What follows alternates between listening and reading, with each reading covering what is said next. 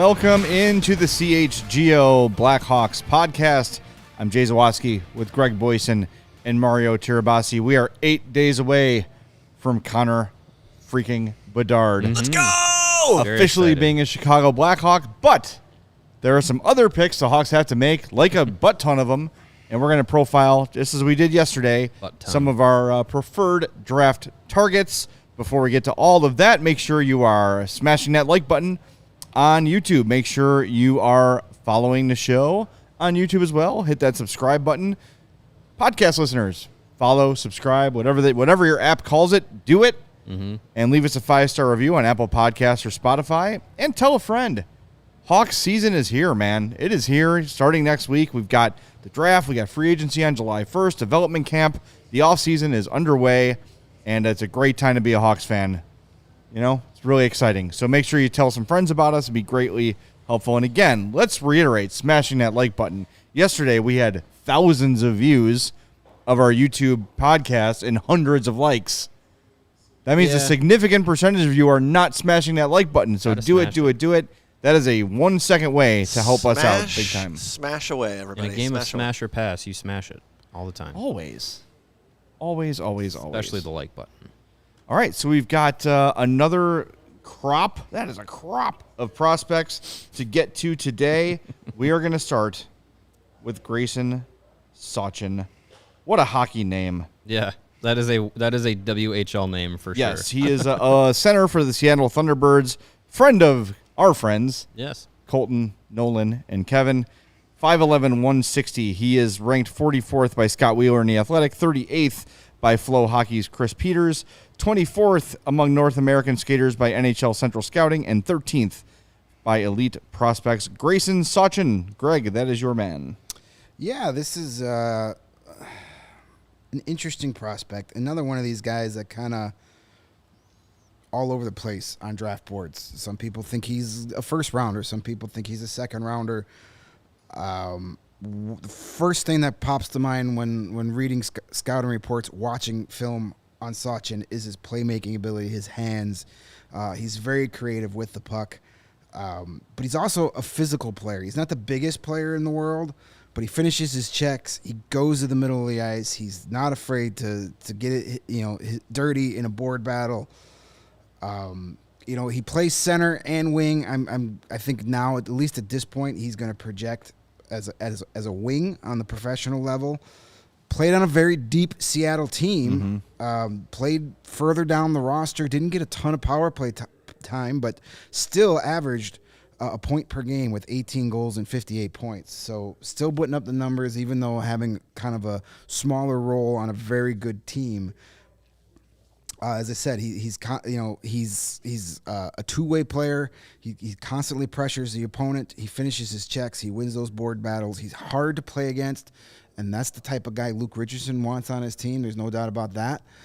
He's said, like, you may not come to the United Center and beat us, but when you leave, you played us, and he kind of fits that mold. And the Blackhawks scouting department's had a lot of eyes on the Seattle Thunderbirds. So if they like him, they know all about him. Yeah, so that's for sure. So if he's a target, it's for good reason, because they've seen a lot of film on him. I think he'd be a decent fit.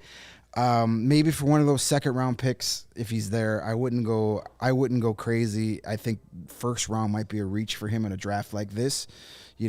Other drafts in years past, he's probably a first rounder, but this year he probably falls into the second. Well, it's funny. Our friends at Elite Prospects have him 13th, which is very, very high. We're going to have to ask Cam about him on Thursday. And yes, Cam Robinson joins us Thursday. Reminder, Darren Pang, Wednesday at 2 p.m. Don't miss that.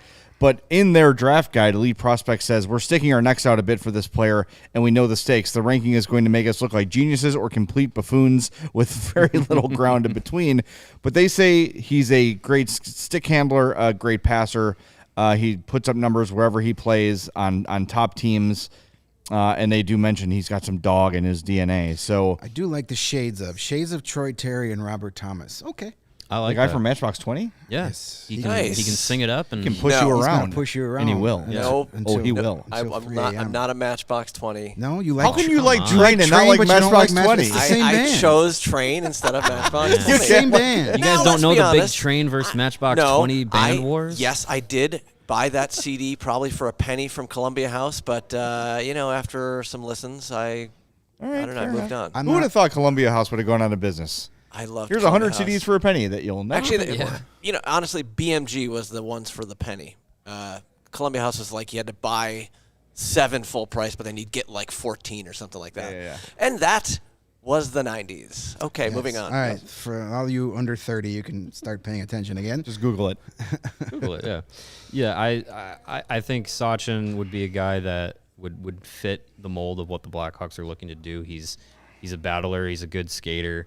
11 points in 17 postseason games with the Seattle Thunderbirds. Right-handed shot centerman. Maybe the size isn't ideal, but again, the caveat with all these players is physical maturity is still coming for a lot of these guys. They're 17, 18 years old.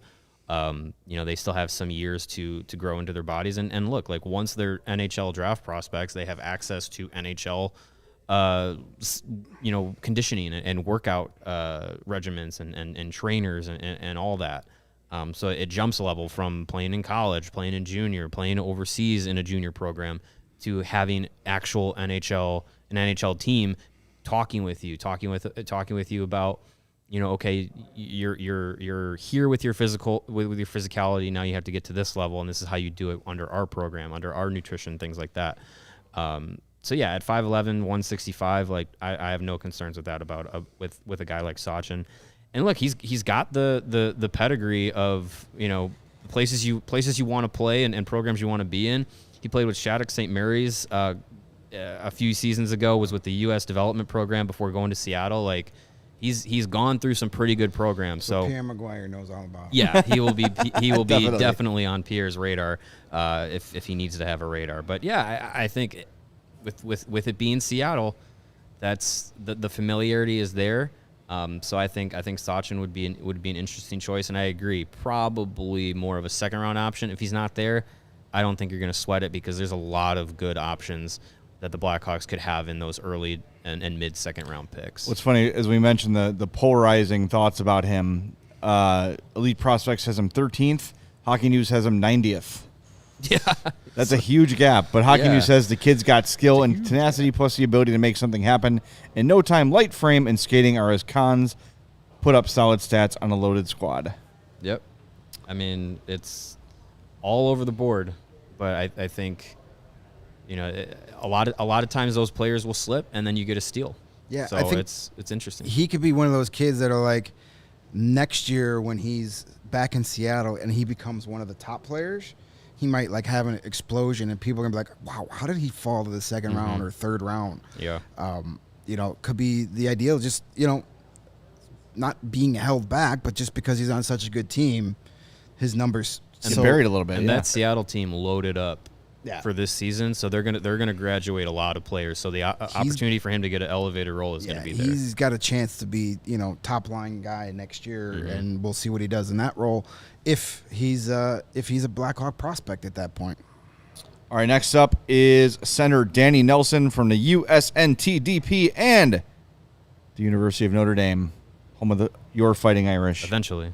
6'3", 205, 50th overall by Scott Wheeler of The Athletic, 43rd overall by Chris Peters, 22nd among North American skaters by NHL Central Scouting, and 43rd by Elite Prospects. That is Danny Nelson.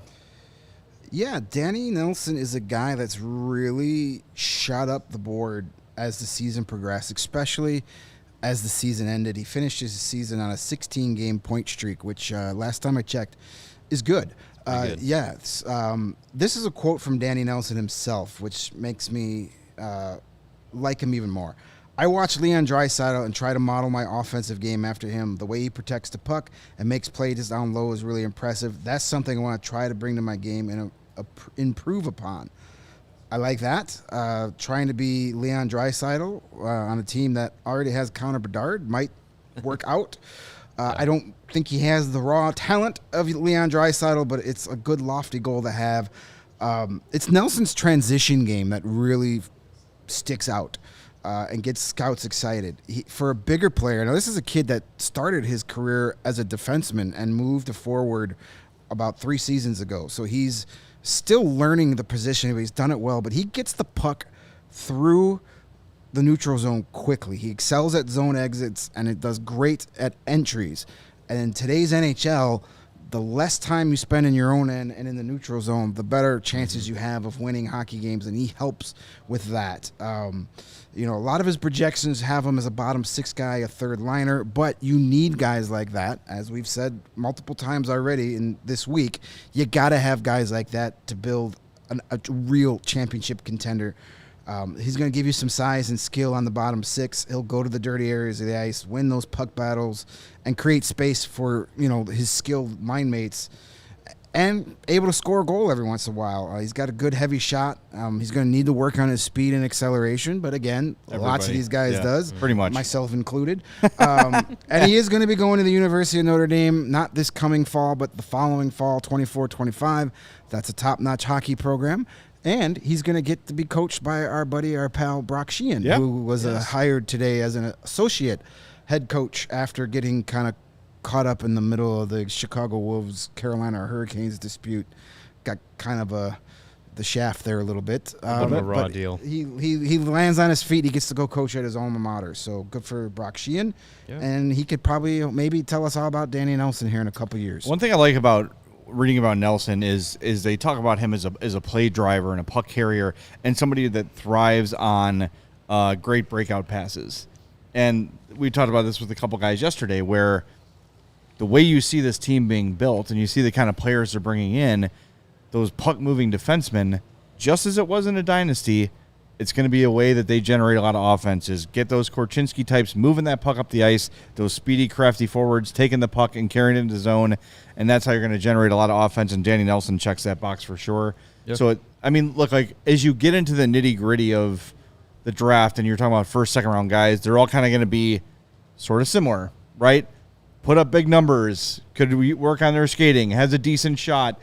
It all kind of runs together, but it's those little traits that stand out to me of, here is something that this guy does specifically well, maybe better than other prospects do. And when you're imagining how this team's going to look when they compete again, and really how most of the NHL's teams are built these days, those breakout players are super, super valuable. Yeah, and I think, too, the Blackhawks, their forwards group needs some size.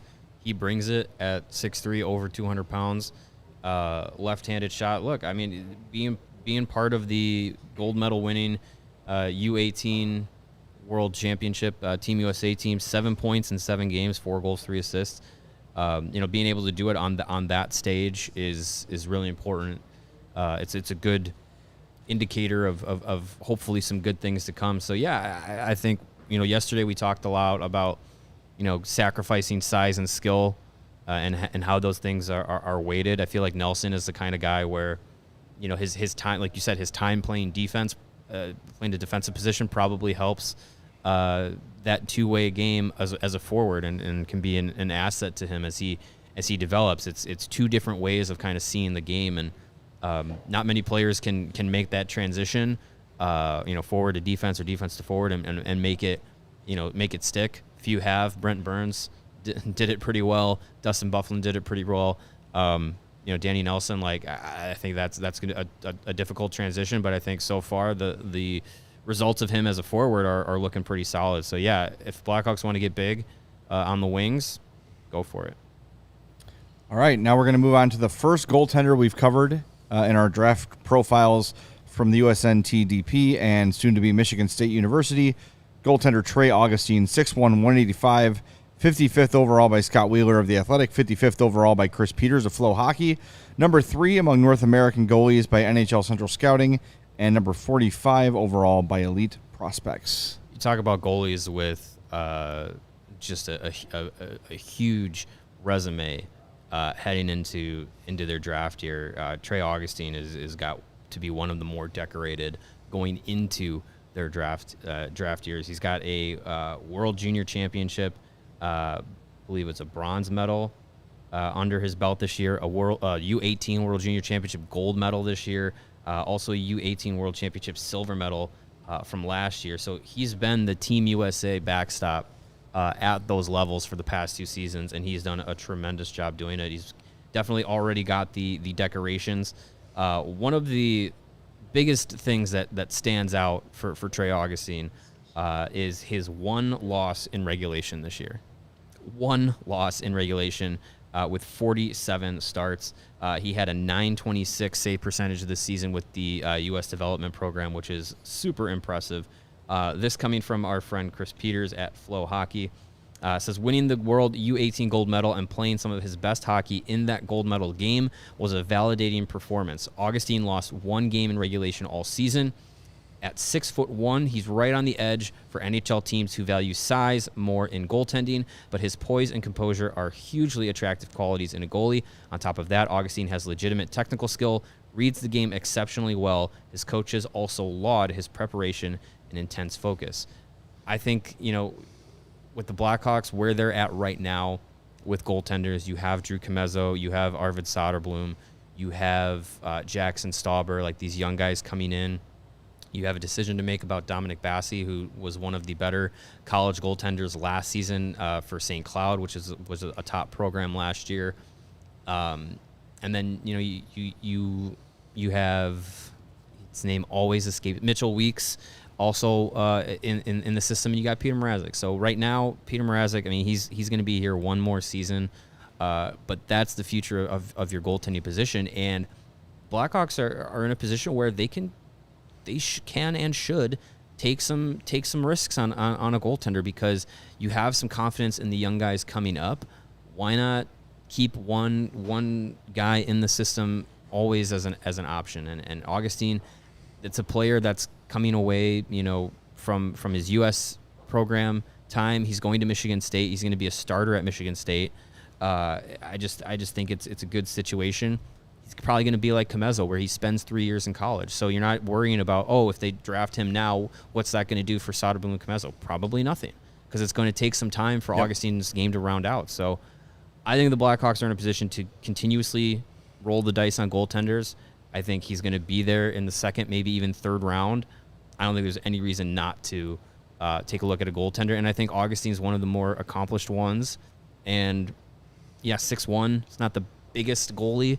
But again, for me especially, size is definitely something that you can overcome in hockey, and in goaltending, you don't have to be 6'6". You can be 6'1" if you're technically sound, like Augustine is. I think that is one of the most overvalued things in hockey, is the size of a goalie. I know having guys with big, long legs and long femurs, it's nice to cover at the bottom of the net, but how many small goalies have we seen done really, really well in this? We can ask our soon-to-be new friend Darren Pang, who played in an era where there was no such thing as big goalies. Yes. Every goalie was tiny, and the nets were bigger. Yep. It also has a part to do why all their GAs were over 4, but still, it's a different era, and it's still kind of crazy to me when somebody says, he's 6'1", he's too small to play goalie, where when I was a kid, he'd be the biggest goalie in the NHL. Right.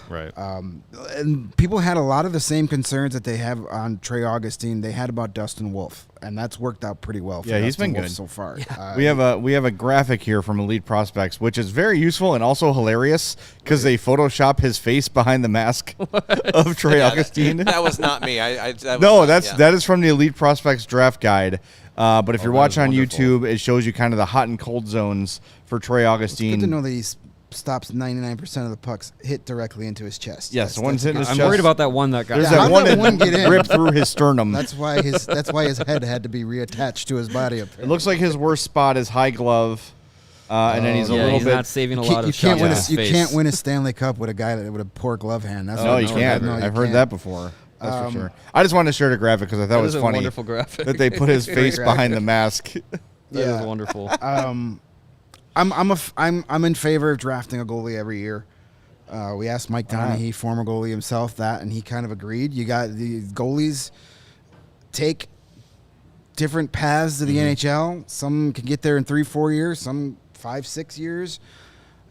And as this year's Stanley Cup playoffs proved, you can never have too many goalies in your system that can jump in and start. You might need to use all of them. And guys you didn't even know existed. If you still have and use all 4 of those second-round picks, I wouldn't be completely upset with using one of them on Augustine. If you think he's going to be something of value down the road, be it either within your own organization or a guy you can, hey, it's 2026 and we need to get a stud left winger that could score, and we've got this great goalie prospect. We could trade him to go get what we need, or you trade Comesso to get what you need. You can never have too much goaltending. It's like relief pitching in baseball. The more you have, you'll find a way. If they're good, you'll find a way to make them play or reap a reward from them one way or the other. So, yes, sure, go for it. All right, we've got some defensemen coming up next, but first we want to tell you about our friends at Lewis University, my alma mater. I just happen to carry a Lewis shirt around with me wherever I go. Nice. I know, it's about time you finally get to use that for a purpose. Just keep the tag on it. That's Bedcheck Charlie, that guy in the middle. That's the Flyer mascot. My friend Jill was Bedcheck Charlie for a while. That was fun. My daughter was terrified of her. Bedcheck Charlie? Bedcheck Charlie. That's the mascot at Lewis University. It's a little creepy. Bed check? Bedcheck. It's Why? like a... Wait, I don't understand. Isn't he a pilot? Why is he checking beds? I'm not in the aviation program, man. I didn't name him. Sounds a little creepy, but that's okay. Check Yell your at bets. me. Check your bets for Charlie. Go to lewisu.edu/youcandothis/whyishenamedbedcheckcharlie.org and maybe you'll find your answer. But students just like you, full-time jobs, families, full-time sports fandoms, you can go back to school and earn a great degree from Lewis University. It's 35 miles southwest of Chicago in Romeoville, and they're ranked as one of U.S. News and World Report's top-tier colleges. Well, they were until I got a degree from there, but anyway. Lewis partners with numerous employers for tuition discounts and offers evening, online, and blended formats to help you balance work, family, and education. And the faculty, like I used to be, bring real-world experience and instruction to the classroom, which is immediately relevant to your career. Lewis offers career support and academic resources for adult students, and if you're looking to complete your bachelor's or master's degree or enroll in a professional certificate program, Lewis has the right one for you. How about cybersecurity? That's a big thing these days. Yeah, it is. Lewis is a Department of Homeland Security Center of Academic Excellence in Cybersecurity. That's good. Providing students with scholarship funding not available elsewhere. Adult undergrad, you got computer science, aviation maintenance technology certificates, business analytics, criminal justice, business programs, technology programs. Discover how a degree from Lewis can help you build a better world. Learn more at lewisu.edu/you-can-do-this and become a Lewis Flyer like me. Wait, so they're the Flyers? Flyers. Not. So is Bedcheck Charlie a Flyer? Is Tommy Hawk's name Blackhawk? No. No, but all he's a mascots Hawk. have names different from the mascot. Okay. Gritty. Why is he checking Gritty, beds, though? Gritty's Also its own Why is he thing. checking beds? Jay's getting hot over I know. here. Gritty's its own thing. That's the thing about Lewis. These guys get a little hot under the getting hot. collar about bed time. He's in the Mascot Bedcheck Hall of Fame, Charlie. I'll have you know. Oh, okay. Good. That's in wonderful Whiting, Indiana. Oh, maybe it's a stop on our way down to Nashville. Pierogi Fest. That's also a good reason to stop. Hey, speaking of college, beer. Goose Island, they are the official beer company here of us at CHGO, flying over our heads and over Chicago's heads as Chicago's beer since 1988. How can you argue with that with their deep roster of delicious beers? Of course, the Goose IPA, the 6-time medal winner at the Great American Beer Fest, which is always in style with a citrus aroma and bold hop finish. You, of course, have the Full Pocket Pills, the everyday beer. It is what the Goose Island beer brewers are drinking. You got the Tropical Beer Hugs, the dry hopped Imperial IPA, which is a 9.9 ABV that is dangerously easy to drink. And, of course, on these golden sunny days, you can reach for a golden can of 312, the staple of Goose Island's beer roster. And you can get all of these beers and more, their ultra-fresh brewery-exclusive lineup at the Goose Island Original Brewhouse on Clybourne Avenue in Lincoln Park, or you can go to their tap room on Fulton Street in Westtown here in our neck of the woods. Again, that is the Goose Island Beer Company, Chicago's beer. You know, the weird thing about that is that they also have a mascot, and the Goose mascot is named Bedcheck Charlie. I sent That's a such text. a coincidence. I sent a text to Bedcheck Charlie to find out why he is called Bedcheck Charlie, and I'll get back to you. But I see an article here from the Patch that says, as of May 25th, 2023, Bedcheck Charlie is being retired. Oh, no. Wow. Yeah, Must So- have checked the wrong bed. I got to see if he's around. He's checked his last bed. Okay, so Bedcheck Charlie responded and said, I checked the beds of student pilots, For what? like to make sure they were there. Oh, so It's like a curfew. so he's a narc. Like I guess it's a narc. Yeah, like a curfew. So he's a dick, person. is what you're telling me. Call monitor Well, that's why he's been Charlie. How is he retired. beloved? Like I didn't say screw that beloved. guy. Beloved's your word. I said my daughter was scared of him. I'd be scared of him too. He's coming into my room in the middle of the night, making sure I'm in bed. Yes, I Pervert. checked the beds of student pilots to make sure they were following curfew. That is the official All right. statement All right, from Bed Check Gotta be one of Charlie, those old timey military things. Student- circa 2004 through 2008. I would say Student pilots, be in Yeah. your beds or Charlie will get you. he will get you, or he'll be in your bed when you come home with his big rubber face. You don't want to be late to bed and Charlie's already there. Maybe in like late July we can get Bed Check Charlie in studio here and see what he has Yeah, to say. absolutely. But he can't talk. Well, He just has to nod or we're shake on, his we're head on no. video. You know, it won't be great audio, but it'll be great video content. No. Anyway, go to Lewis. Go to Lewis. It got me here, damn it. Learn of the legend of Yes. Bed Check Charlie for yourself. Yes. Shout out to Lewis. And we're soon going to learn I'm so about the legend confused. of Beau Akey. What a Yes. great name. Akey. Barry Colts defenseman, 6 foot, 175, 61st overall by Scott Wheeler, 61st overall by Flow Hockey. That's 2 in a row where Peters and Wheeler had him ranked the same. they're looking NHL at each Central other's Scouting homework. says 33 overall of North American skaters and elite prospects. Number 32, Beau Akey of the Barry Colts. I mean, achy, breaky, bow. Yes. There you I go. see. I like that. Breaky Bow. Yeah. He breaks the ankles. we can't makes get the him because ankles achy. Hawks can't get him because they're going to play the song over and over again. Yeah, Hey. I'm okay with that. Yeah, You get- hard pass if that's Yeah. the case. Yeah. They can get creative. Yeah, Beau Akey, I mean, he played for the Barry Colts on a team where everyone was paying attention to Brant Clark and the season that he was having, but Akey himself was having a really good season as a draft-eligible player. Right-handed shot defenseman, those are valuable in the eyes of the NHL and the eyes of the hockey world. 47 points in 66 games, 11 goals, 36 assists. He also tallied 2 goals, 5 points in 13 postseason games for the Barry Colts this year. This is from our friend Scott Wheeler at The Athletic. Says Akey is a beautiful, flowing skater with plus-level mobility in all 4 directions. He can transition pucks up ice, join in transition, walk the line, and fall back onto his heels and edges whenever he needs to. I like him defending the rush, where he uses his feet and stick to manage gaps and steer opposing carriers. I like the way he sees the ice and joins the offense. He can run a power play and likes to make himself available as a shot option at 5-on-5. Very offensively gifted is Beau Akey, and I feel like the Blackhawks in their blue line system right now have a lot of guys that, outside of probably Kevin Korchinski, they're two-way guys or more defensively sound guys. You have like an Ethan Del Mastro, Nolan Allen, Isaac Phillips, Alex Vlasic, Alec Regula, all these guys that are more, bigger bodies, play a little bit more of a physical style. They can jump into the offensive side, but it's more of their defensive presence that's a little bit, the more of the plus side in their game. So you got guys like Korchinski and Wyatt Kaiser, too, that are a little bit more offensively projected out. I think Beau Akey fills out that role as well as being that offensive guy. He's not the biggest guy, but he's also not a small defender. He's bigger than a guy like Adam Boquist was. Yeah. So I feel like that is the kind of defenseman that, you talk about skating and speed and mobility and how much the Blackhawks put an importance on that. You get someone like with Akey's skating ability into the blue line system, and you have another guy who could potentially in a couple of years at the pro level be maybe a power play 2 quarterback behind Korchinski, and I think that would be really impressive and potentially a good fit for him. It's so funny how quickly the Hawks defensive system has gone from Mitchell and Boquist and Beaudin to Phillips and Korchinski and Allen and Del Mastro and all this size. So it almost is like you hear about these smaller defensemen and puck movers, you're like, they got enough of those. No, they don't. They don't really have any They of those changed, anymore. yeah. Yeah, it changed very quickly. Love this quote from Elite Prospects. A stick work masterclass from Akey. Tight gap, perfect posture, never overextended. In a 4-second span, he poked the puck away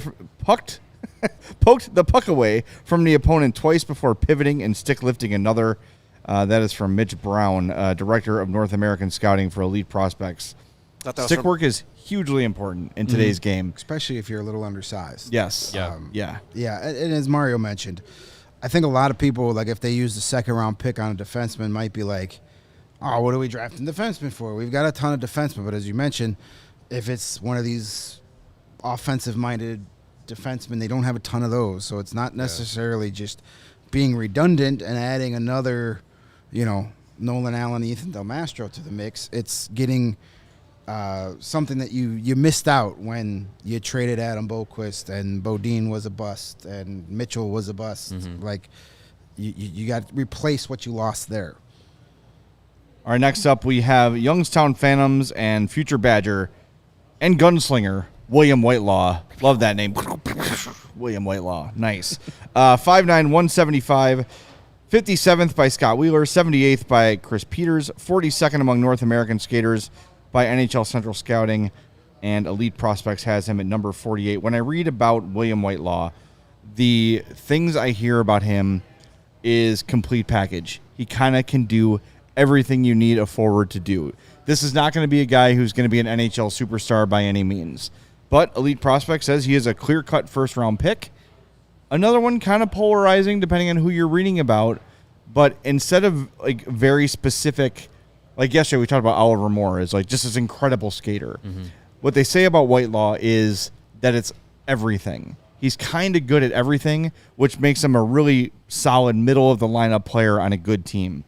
Wouldn't be an overly sexy pick by any means, but you've got to have guys like this as you build your team out that are versatile, that can do everything, that can adapt to the style of play that's thrown at them. That's what we saw from the Tampa Bay Lightning for so many years, where whatever their opponent was bringing at them, they could adapt to it, and more often than not, they would come out the winners in those series. I think you saw Vegas do that a lot this year too, playing a bunch of different sort of styled teams. That versatility is hugely important, and William Whitelaw, gunslinger, brings it. Yeah, he's smaller, but every scouting report that I've seen about him raves about his competitiveness and his willingness to battle. We talked about it yesterday, how some of those smaller players that have that perchance to get into battles and go into the corners. Reminds me a lot of what Alex DeBrincat kind of brought to the table as an undersized forward whose game was scoring, but being able to also not back down from a challenge and be able to go into the front of the net and hold her own, go into corners and win battles. Like that's what Whitelaw can do so far at this level, and he's that's the kind of guy that I think Luke Richardson and Kyle Davidson want to have in the system is guys that are going to be competitive, guys that are high motor, engaging in the physicality of the game, no matter if you're 6'4", 215, or if you're 5'9", 170. Like, they want guys that are going to go in and battle, and I feel like Whitelaw has that in him, and also has a high level skill that he can tap into. So it's going to be interesting to see where he's at. I think a lot of people see him in the second round range, but I've seen some boards have him as a first round pick. It depends on where specific teams value him. But I think if the Blackhawks are looking for one of those types of players in the mid to late second round, they have the option, they have the ability to get him, and I think he'd be a good option. And that's not just because he's going to help turn around the Wisconsin program. Now I know why he was included in our list. Yes, someone does that too. The only thing I can add to that, because you guys covered it pretty well, he has a lethal shot, and our buddies at Elite Prospect in their incredible draft guide says shades of Phil Kessel. I'm in. Oh, all right. Yeah. I'm in. Sign me up. Yeah. We'll have to see what his hot dog count is first. Is that in Elite Prospects? Let's see. Hot dogs? Nope. No. Well, he has to come to Chicago first. So yeah, he'll have an advantage that way. We'll get that hot dog count up.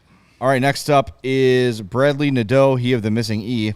Penticton Vies going to Maine next year, another big college hockey program. He is a center left winger, 5'11", 175, 22nd overall by Scott Wheeler, 39th overall by Flow Hockey, 17th among North American skaters by NHL Central Scouting, and 35th from Elite Prospects. That is Bradley Nadeau. I'll admit I didn't know much about young Mr. Nadeau before we started doing these profiles, because he played in the BCHL, which is, a tier below the big three up there in Canada. Mm-hmm. But after reading up on him, watching some film, holy crap, I want the Blackhawks to draft this kid. This kid's shot is just absolutely ridiculous. In 54 games, regular season, he had 45 goals and 113 points. And then he was named the playoff MVP, helping the Vs go 16-1 in the postseason to win the BCHL championship, Pretty good. where he had 17 goals and 35 points in those 17 games. He's got one of the best shots in the entire draft. In fact, some scouts say the only player in the draft with a better shot than his is the guy that the Blackhawks are taking first overall. There you So go. get another sniper on your team. He's got an elite one-timer. He gets and sets up in that left circle, a la Alex DeBrincat, a la Alex Ovechkin. We saw with Artemi Panarin. He could be that same type of player. Bedard gets the puck in, gets the puck over to the left side, boom, goal. That seems very exciting to me. He's shifty without the puck. He uses his feet well to get into those soft air, to, confuse the defenders, create space for himself, and again has that amazing shot. I think with the Hawks having all those multiple picks those first 2 rounds, I wouldn't even be mad at them if they went at 19 and stretched a little bit to get him. But if he's there at 35, Oh, you got to take you him at take 35. him. You don't even think Yeah. twice. You run that car to the stage and Yeah. take him. Absolutely. This is a kid I really want the Hawks to take. The elite prospects blurb on him is somewhat hockey pornographic.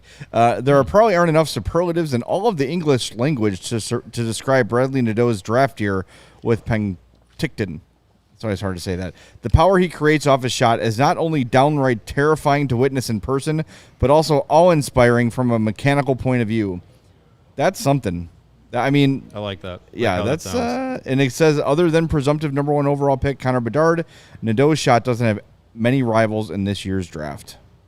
Hey, Those 2 guys in a line together, that'd be great. look out. Yeah, I mean, you need to have those high-end skilled players to play with guys like Connor Bedard and Lucas Reichel and eventually Frank Nazar coming up, like guys that can be finishers. Because all those guys, Nazar, Bedard, Reichel, they're creative. We know Bedard has a deadly shot. You add another finisher to that group, and you talk about a potential top 6, top 9 with 4 guys that can be high-end scoring threats potentially. Like that is what's going to drive an offense. Imagine a top power play unit with Bedard, Nadeau, Reichel, Nazar, and Korchinski. Okay. That sounds Yeah. pretty freaking sexy to me. It does. Like, Put that on the cover of a magazine. yeah, Don't need Roman anymore. No, you would. hide that magazine under your mattress at night. I already do. I'm sorry, I already do. All right, next up is another defenseman, Oliver Bonk of the London Knights. 6'1", 180, 41st by Scott Wheeler of the Athletic, 26 by Chris Peters of Flow Hockey, number 20th among North American skaters, and number 56 by Elite Prospects. When I read about Oliver Bonk, what strikes me is I feel like when we say safe pick, it comes off as a negative. And I don't want it to come off that way. I feel like when I say Oliver Bonk is a safe pick, it is a guy who is sort of assured of being a good NHL player. Yeah. And how good, we don't know. I've seen a lot of publications say low ceiling, high floor. Right? Like he's not ever going to really be an elite defender, but he's also, there's very little chance that he busts out and doesn't become an NHL player. Yeah. And when you look at what the Hawks have defensively, we feel good about a lot of them. But you look at Isaac Phillips, and you're like, is that like a if there was somewhere between the AHL and NHL, is that where he fits, right? Is he a true top 6 on an NHL team? You could ask the same question about Wyatt Kaiser. You could ask the same question about a number of guys the Hawks have in the system. Yeah. I think we know that Vlasic is a sure thing. Korchinski's a sure thing. I'd probably say the same about Allen and Del Mastro, but beyond that, you're not sure. Oliver Bonk would be a guy that you know in 2, 3, 4 years is going to be a mainstay on your blue line and a safe pick to make. So Yeah. I would have no problem with it. Again, where he projects 41st from Wheeler, 26 from Peters, might require a trade up. He'll probably be there at 19. That feels a little high for me for Bonk. It does feel early. Blackhawks take a defenseman at 19. That would be shocking. I don't see that happening. No, I think the first 2 picks that they make will Yeah. be forwards. What doesn't doesn't really matter where they're going to be. I think those will be the positions that they address. But yeah, people are asking, is it Radek Bonk's kid? It is. Yes. So Sweet. Then he has to grow a mullet. The hockey pedigree is there. His versatility is something that I think would bring a different element to the Blackhawks defensive group. I know we were just kind of talking about it with Beau Akey being a little bit more of an offensive guy. Oliver Bonk, for a London Knights team that you don't really get a lot of draft eligible players getting the defensive responsibilities he did in London this season. Being able to play both ends of special teams, have high minutes at even strength. That's an impressive feat in their draft year, and put up 10 goals, 40 points in 67 games with London, and then 11 assists in 21 OHL playoff points. Did Oliver Bonk. Right-handed shot defenseman, again, that is valuable in hockey, and I think the versatility that he brings to the game is something that I think would add to the Blackhawks blue line. And like you were saying, Jay, that low ceiling but high floor.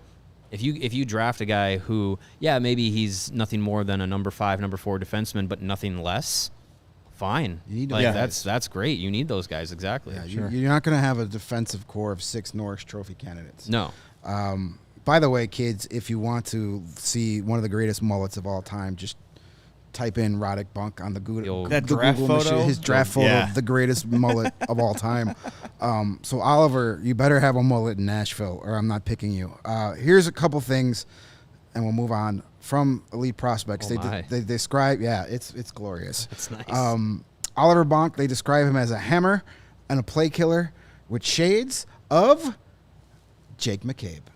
Oh, so he's automatically Mario's favorite prospect in the shades of Phil Kessel and a shades of Jake McCabe, like going straight for my heart. But hey, that feels to me shades like of Jake McCabe is also my favorite train. yeah. Hey, come on. It feels like the kind of guy who the Hawks could identify and trade up for. Yeah, And say, we got They need 35, let's add in another pick, a third rounder to get Oliver Bonk Yeah. and solidify the blue line. We and all loved what Jake McCabe brought to the team the last 2 seasons. yeah.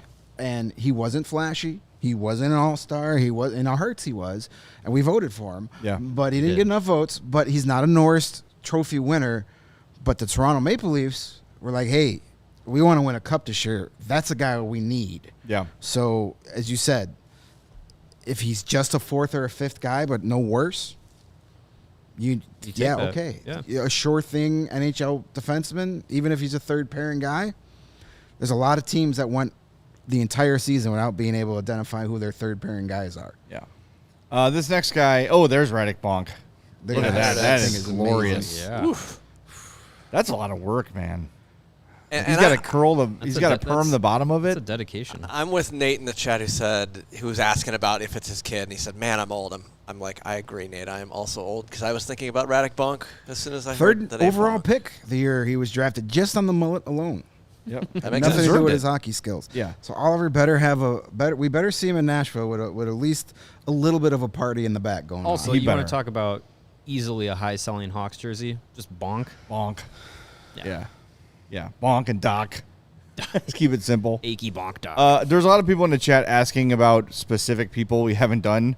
We're going to do 20 over 2 days, so we're doing our best. We're trying to go by who will probably be there when they pick. Was kind of the mindset. and who we feel like also fits the mold of what the Blackhawks are trying to Yes. do. So yeah, we're also not we don't have time to get through all 75 players that they interviewed at the draft combine. Right. And we've gone through a lot in the last couple of months as the season's been over. So if we haven't hit your specific prospect in these last 2 days, I'm sure we've touched on them a little bit here or there. Yeah. On different shows, and yet look, we still have a couple more days to the draft. We're gonna have some more content coming out. These profiles we're doing now are all gonna be available on allchgo.com if they aren't already. We're gonna be at the draft. We're gonna be talking about all these guys. Like we will have it covered top to bottom. Little production meeting on the air. Maybe that's something we put out on Twitter that we can, if you've got a guy, and we can ask Cam Robinson about him on Thursday. Sounds great. Because nobody knows these Sure. guys better And if we just throw names at him, he'll be able to give us something like immediately. Yeah, we'll get your people covered. It's just there's only so many hours in a day, and we'll get to it, of course. All right, next one up is a guy that I really like for second, maybe third round. Anton Wahlberg of Malmö in Sweden. He's a 6'3", 195 center, 70th overall by Scott Wheeler, 42nd by Chris Peters, 30th among European skaters. That seems really low. And 60th from Elite Prospects. As I was researching this guy, I saw Craig Button talking about him as like kind of a late rounder kind of a thing. Like, I'm going to make note of that and do some research. I know we kind of laughed about his time in Chicago, but Carl Soderberg, who won a cup with the Avs, was a really solid player, big center with some scoring punch. Sounds a lot like Wahlberg to me. And yeah, this is not someone I would take in the first round, or probably not at 35th. But as the draft goes on, if he's still there, someone to keep an eye on. He is huge. He's got great hands, room to grow still. This would be a development project. This would be a guy that would take 2, 3, 4 years probably to make it to the NHL, maybe even get a little more time in Rockford developing the game. But he's the kind of guy, as you project, especially with Nazar, small, Reichel, small, Bedard, small, a smallish group of top forwards, you'd want to look somewhere to add some size and some skill, and I think Anton Wahlberg fits that profile well. Yeah. Now, is this Mark's kid? Is Donnie's brother. Donnie's brother. He's a lost new kid. Yeah. Yeah, he's Say definitely hello to your mother for me. He's definitely gonna benefit from the Wahlburgers franchise. Yes. Left shot centerman. You look at the production he's had at in his age range, 2 seasons playing in the U20 leagues over in Sweden with the Malmö Redhawks. 54 games over the last 2 seasons, 17 goals, 17 assists, and then just in this past season, playing at the U20 level. 14 goals, 27 points in 32 games. So, I mean, that's a pretty good production point amongst his peers. Played 17 SHL games at the pro level in Sweden with 2 goals, 4 points. 6 points in 7 games with Sweden at the U18 World Championships. The production is there. The size is there. I agree, Jay. I think this is a guy that second, third round, the Blackhawks could be looking at for sure. Yeah, I like the size, the versatility. He can play in the middle and out on the wing. He's a really good skater. He's got a lot of like raw, untapped talent that needs to be, developed and coached. But I look at him and he's just got that frame of an NHLer. Mm-hmm. Like he's already 6'3". They list him at 185. So but he's got this huge neck and these broad shoulders. That tells me he's going to fill out and he's going to be a massive player at some point. It's like a dog with big paws. Yeah, Yeah. like it's coming. Grow Like, into it, yeah. He's going to grow into the rest of his body, and if he could keep that speed while adding the size, that can be a very attractive prospect. Yeah, a third-round pick, if he's there, I'm all for it. At some point, you have to get bigger. Mm-hmm. I know it's not, it's not the 70s and 80s where you got to have all these teams, but you also can't have nothing but 5'9", 5'10" guys up front. You're going to need to get some big guys at some point. And if you don't do that, in the first 2 rounds with some of the other guys we've already talked about, your Daniel Boots, if you luck into Matthew Wood or Quentin Musty, you don't get one of those guys, this is a perfect candidate to just get you some of that raw talent and size added to the pool. I like this note from Chris Peters. He says Wahlberg is 6'3" and has some rawness to his game, but he battles and wins his share of pucks. With some additional development time, the ceiling on him is immense, especially with the hand skills he possesses to go along with that imposing frame. So that is Anton Wahlberg of Malmö in Sweden. Last up, 6-foot center, Oscar Fisker Mølgaard of HV71 of the SHL. 6 foot 165, 39th by the Athletic Scott Wheeler, 46th by Chris Peters, 18th overall for European skaters, and 28th from Elite Prospects. Is he heir to the Fisker Scissors fortune? That I didn't find out in my study of Oscar. We'll Fisker put our Mølgaard. crack research team on it. Yes, we will definitely get to the bottom of that. I love this player as a potential steal pick. 41 games as a professional in the Swedish SHL this season as a draft eligible player. You don't see that very often for these kinds of young guys. 41 games, 4 goals, 7 points with the U20 team for HV71. 21 games, 6 goals, 23 points. So over a point per game this season playing amongst his peers. And again, 41 games at the professional level as a 17-year-old.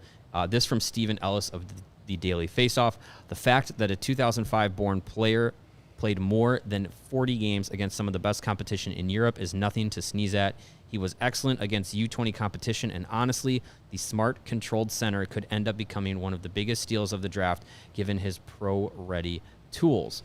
Also from Elite Prospects, this is what really gets me excited about Mølgaard. It says Mølgaard is all about the details in the defensive zone. The Danish forward scans regularly, registers primary and secondary threats, positions himself well to take away passes, skates through opponents' release to disrupt shots, and is intelligent enough to keep up with defensive rotations. Offensively, he drives the puck inside to create space, supports his teammates, finds outlets under pressure, and puts in the yeoman's work on retrievals. If there is a more Luke Richardson type forward in this draft, I dare you to find it for me, other than Oscar Fisker Mølgaard. Sounds like a Bolin Deneau type player. Yeah. Maybe not that level of offensive output, but heady, smart, hardworking. Yeah, like never gonna stop on a play. A guy that Joe Thornton is gonna want to murder during a Stanley Cup playoff series. Joe Thornton will rip a piece of Oscar Fisker Mølgaard's beard out right in a scrum after he slashes his hand because he's getting under his skin. I have seen mock drafts where this player is going in the early 20s, and a lot of rankings have him in the 30s and 40s. I think there's going to be a lot of teams that really love his game, and I think there might be a team that reaches. If he's not gone in the first round, I would love for the Blackhawks to use one of those second round picks on him. Like I just think he's got so much in his game that fits the exact mold of what the Blackhawks want. I wonder how would you feel? 19 too high for you? Yes. To he's there at 19 and they trade down a couple spots? Yeah, they trade down to 22, if they 23 trade down, and take him. If they trade down and get him in the mid to late 20s, I think that's on the early edge of where he probably should go. But I'd be fine with it. I've gotten to the point, and maybe this is just me, seeing the seashells and balloons because of Connor Bedard, but like just with full faith in what Davidson's doing. Oh yeah. And if they identify a guy that feels like a bit of a reach, we all thought that about Kevin Korchinski. Yeah. And look what's happened in the year since, right? Mm-hmm. So, I mean, they have my trust. So there's really nothing that's going to freak me out. But like all these guys we profile, like they make a lot of sense for the Hawks. Yeah. All of them. Wait, you talking about something that'll freak you out? Yes. What about this prospect? Oh my goodness. That's Ben Check Charlie. Yeah. Yes, that would make me out. make sure I'm in bed in time because I don't want that coming in my room at late. All right, what's his rankings? Let's go through his prospect profile. I'm going to say number 1 so he doesn't murder me. There you go. Yeah. A couple quick things on Mølgaard here from Jimmy Hammer in the Swedish Scout 4 League Prospects. He says Mølgaard is a safe bet to make the NHL as a middle 6 center. That's encouraging. And then an Eastern Conference scout, unnamed Eastern Conference scout, says, I like him. Good person, really high character person. There you go. Works hard both ways of the game. He's responsible without the puck and pretty smart with the puck. More of a setup passer than a one-on-one skilled, beat you in open ice kind of guy. He has a lot of tools that I think can translate to professional hockey with the work ethic and awareness. His head is always moving. He knows where everybody is on the ice. He'll never last in the second round. No chance. Hey. That sounds like a player that the Blackhawks would love to have in the organization. And it just feels like, at 17 years old playing over half of your draft year season against professionals, Lucas Reichel was doing that in the German league. And I think most people would consider the SHL a step above the German league. So as a 17-year-old playing that many games professionally and not looking out of place, that's nothing to, as the report from Stephen Ellis said, that's nothing to turn your nose up at. So I think this is a player that if he gets in the Blackhawks organization, he might be one of those guys that gets to the professional ranks faster, just because of the already professional experience he's seen in Europe already. So it'd be interesting to see. All right, 8 days. Actually, 8 9 days? days from now, we're going to find out. No, Second round. Oh, second round. We'll be Sure. totally done. Sure. Second Yeah, round. it's going to be awesome. Can't wait. We're going to be in Nashville. If you're going to be in Nashville, you're going to want to join us there at Hopsmith on Tuesday, the 27th. It's going to be a wonderful time. Go to allchgo.com for details, but you're going to get unlimited food and drink from 1 to 4 p.m. and our new draft pick T-shirt designed by our friends over, the CHGO Locker folks. They make awesome designs all the time. And if you're not a diehard yet and you're looking to save on this event and get a free shirt while you sign up, great time to do it. Allchgo.com. Become a diehard today. You'll save 20% on this and all CHGO events. And we want to remind everybody that the ComEd Energy Efficiency Program is committed to helping families and businesses in the communities they serve by helping manage energy usage and lower energy bills now and into the future. That is correct, Jay. ComEd offers a wide variety of incentives on lighting and other efficiency upgrades to commercial, industrial, and public sector customers of all sizes across their territories. ComEd will also offer free facility assessments that can help find energy-saving opportunities like for HVAC systems, commercial kitchen equipment, or industrial processes. I see we have some new business owners in the chat today. Can you let them know how this works? Yes. For all you new business owners, an authorized engineer will work with you to develop a detailed assessment plan specific to your goals and needs. These can be done in person or virtually and last approximately 2 hours. Within 3 to 4 weeks, customers will receive a report detailing energy efficiency projects that they can start working on immediately. Each recommendation will include estimated energy savings, cost savings, project costs, potential incentives, and simple payback. So if you own a business, do not wait. Get started saving money and energy, also known as Monergy, today. For energy-saving tips, lighting incentives, or to schedule your free facility assessment, go to ComEd.com/poweringbiz. That's ComEd.com/poweringbiz. Biz, B-I-Z. Schedule your appointment today. All right. Hey, and also, before we head out, I want to tell you about our pals, our friends, our chums over at Shady Rays, where you can take on the sun with gear built to last. Our friends at Shady Rays have you covered for the warm weather ahead with their premium polarized shades at a very affordable price. They are an independent sunglasses company that offers a world-class product that's just as good as any expensive pair we've ever worn. Durable frames and extremely clear optics for your outdoor adventures. And that's not all. Shady Rays offers the most insane protection in all of eyewear. Every pair of sunglasses is backed by lost and broken replacements if you lose or break your pair, even right out of the box on day one. They told us they will send you a brand new pair, no questions asked.